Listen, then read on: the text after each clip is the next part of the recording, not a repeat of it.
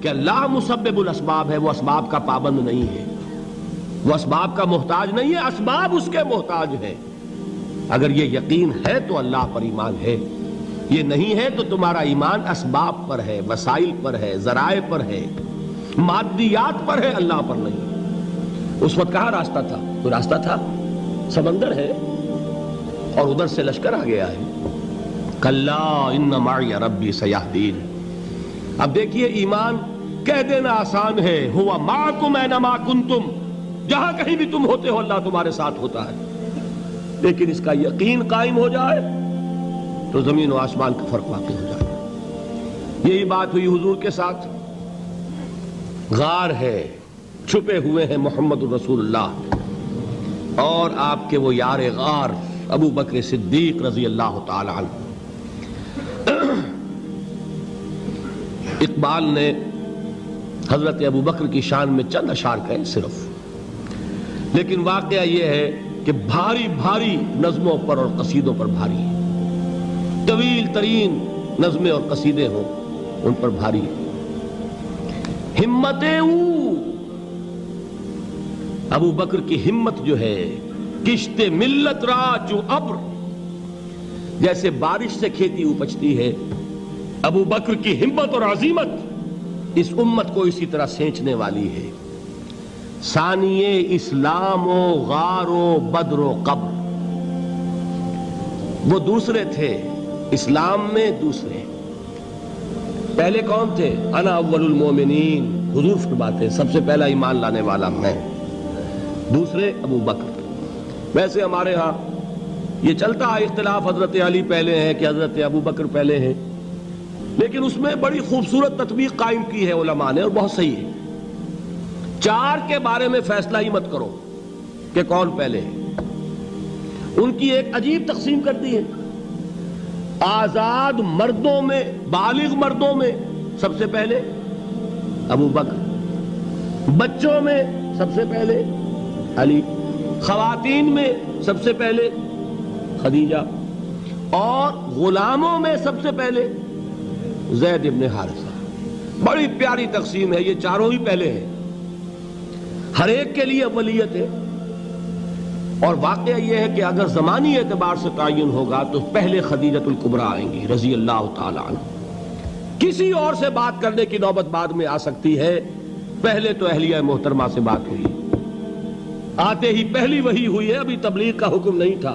کس کو بتایا واقعہ؟ ابھی اپنی نبوت کی تبلیغ کا تو حکم ہی نہیں آیا۔ واقعہ کس کا ہے؟ وہ خدیجہ کا ہے۔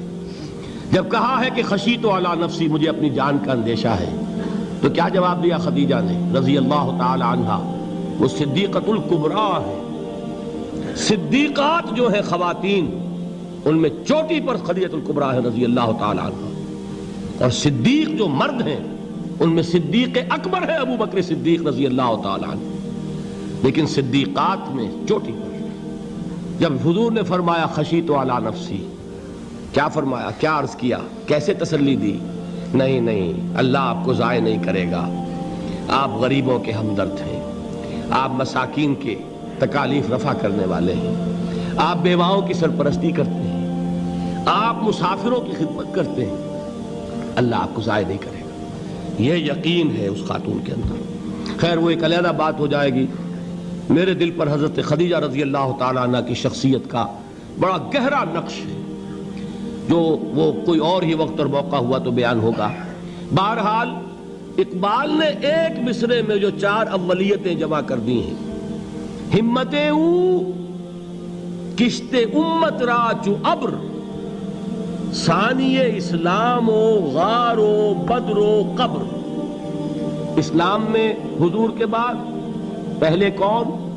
ابو بکر۔ غار میں حضور کے ساتھ کون؟ ابو بکر۔ بدر کی رات اللہ کا رسول سربسجود، وہ جھاڑ، وہ گھاس پھوس کی جو جھوپڑی بنائی گئی تھی، اور وہاں تلوار ننگی لے کر پہرا دینے والا کون؟ ابو بکر۔ اور اس حجرہ عائشہ میں محمد کے بعد سب سے پہلے دفن ہونے والا کون؟ ابو بکر رضی اللہ تعالی عنہ وصلی اللہ علیہ وسلم۔ وہ جو معاملہ میں سنا رہا تھا غار ثور کا، حضرت ابو بکر بھی حضور کے خیال سے لرز گئے ہیں. آپ کو یاد ہوگا کہ جا کر پہلے تمام جتنے سوراخ تھے انہیں بند کیا ہے. ایک سوراخ رہ گیا تھا جس کو بند کرنے کے لیے کوئی کپڑا نہیں تھا. وہاں اپنی ایڑی رکھی ہے.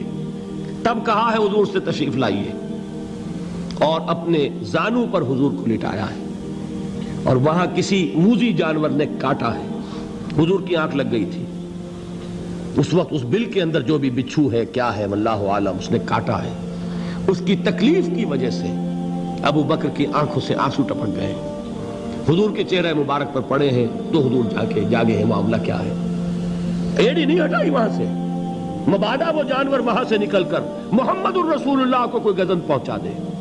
ابو بکر کی ایڑی ہے, جس طرح چاہے کھا لے, ختم کر دے, جان نکل جائے تب کوئی آنچ آئے محمد پر تو آئے, لیکن جیتے جی نہیں.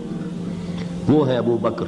حضور کے خیال سے اس وقت حضور نے پھر اپنا لعاب دہن لگایا ہے, اور اس سے پھر آپ کی تکلیف ختم ہوئی. جیسے خیبر میں حضرت علی کی آنکھ دکھ رہی تھی, اس کو جو شفا حاصل ہوئی ہے وہ بھی حضور کے لعاب دہن سے ہوئی.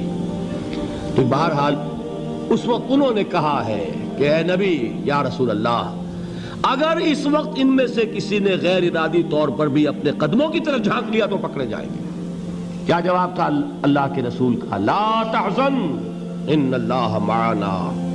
اللہ ہمارے ساتھ ہے, کیوں گھبراتے ہو ابو بکر. یہ ہے ایمان باللہ, میرا مالک اللہ, میرا رازق اللہ, میرا محافظ اللہ, میرا مددگار اللہ, میرا پشت پناہ اللہ, میرا دوست اللہ. یہ دوستی ہے اللہ کی جو لب لباب ہے, حاصل ہے ایمان کا. اسی کا نام ولایت ہے. اولیاء اللہ کے سروں پر سینگ نہیں ہوتے. جس کے دل میں ایمان راسخ ہو چکا ہو وہی اللہ کا ولی ہے. جسے اللہ پر یقین ہو چکا ہے وہی اللہ کا ولی ہے. جسے یقین ہے اللہ میرے ساتھ ہے, میرا مددگار, میرا پشت پناہ, میرا ساتھی, میرا دوست, میرا محبوب, میرا محب. اللہ اہل ایمان سے محبت کرتا ہے. واللہ یحب الصادقین. ان اللہ یحب الذین یقاتلون فی سبیلہ صفا کانہم بنیان مرصوص. اللہ محبت کرنے والا, اہل ایمان محبوب, اور اہل ایمان محبت کرنے والے اللہ محبوب. والذین آمنوا اشد حبا للہ. آپ تصور کیجئے جسے یہ رشتہ ایمان یا رشتہ ولایت حاصل ہو جائے, الا ان اولیاء اللہ لا خوف علیہم ولا هم یحزنون. آگاہ ہو جاؤ, اللہ کے دوستوں کے لیے نہ کوئی خوف ہے نہ کوئی حزن ہے. اور میں بیان کر چکا تھا, خوف اور حزن کے خاتمے ہی کا نام امن ہے. زوال خوف, زوال حزن. یہ خوف اور حزن کیوں آتے ہیں بار بار؟ اللہ تخافوا ولا تحزنوا, دونوں آ گئے. الا ان اولیاء اللہ لا خوف علیہم ولا هم یحزنون, پھر وہی دو. وہ کیوں ہے؟ خوف ہوتا ہے کسی مستقبل کی بات کا, یہ نہ ہو جائے, وہ نہ ہو جائے, یہ نقصان نہ پہنچ جائے, یہ تکلیف نہ ہو, یہ غضب نہ آ جائے. خوف ہے مستقبل سے. حزن ہے یہ کیوں ہوا, یہ نہیں ہونا چاہیے تھا, یہ میرا فلاں چیز میرے ہاتھ سے جاتی رہی ہے, فلاں موقع نکل گیا, اب بیٹھے ہوئے ہیں اندر ہی اندر کڑ رہے ہیں, صدمہ ہے اور رنج ہے. اور جو اللہ پر ایمان رکھتا ہے وہ جانتا ہے ما اصاب من مصیبت فی الارض ولا فی انفسکم الا فی کتاب من قبل ان نبرأها ان ذلک علی اللہ یسیر لکی لا تعصوا علی ما فاتکم ولا تفرحوا بما آتاکم واللہ لا يحب کل مختال فخور. اس زمین میں یا تمہاری جانوں میں کوئی تکلیف, کوئی مصیبت نہیں آ سکتی سوائے اس کے کہ جو اللہ نے لکھ دی ہو, اس سے پہلے کہ وہ ظاہر ہو. جس کو یہ حقیقت معلوم ہو گئی اس کو یہ طرز عمل اختیار کرنا چاہیے.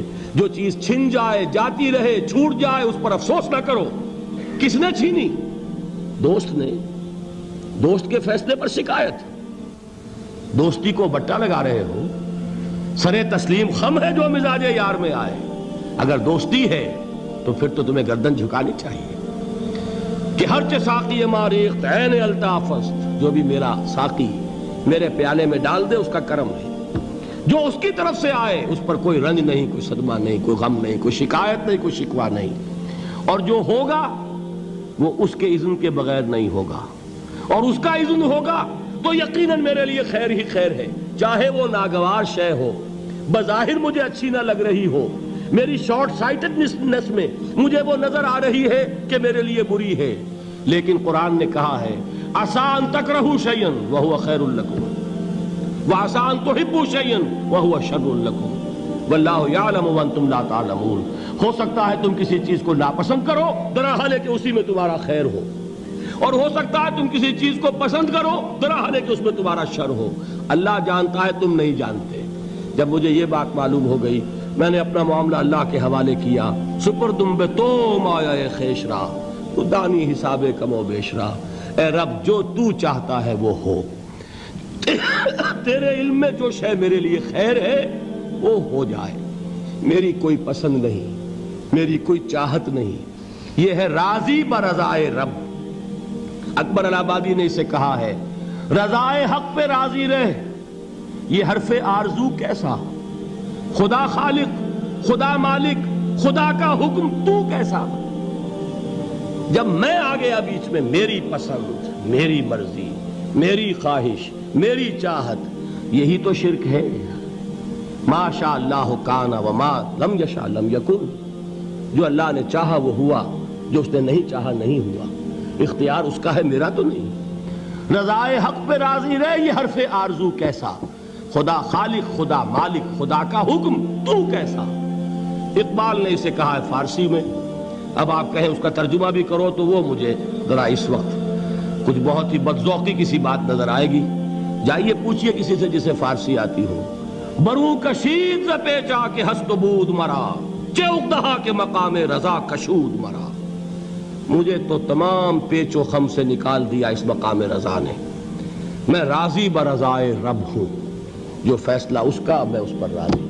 تو کہاں کا حزن اور کس کا خوف، یہی زوال حزن اور زوال خوف، یہی ہے امن، یہ نتیجہ ہے ایمان کا۔ تو جان لیجئے یہ ہے لب لباب، یہ ہے حاصل ایمان کا، یہ ہے تو ایمان ہے، یہ نہیں ہے تو ایمان نہیں۔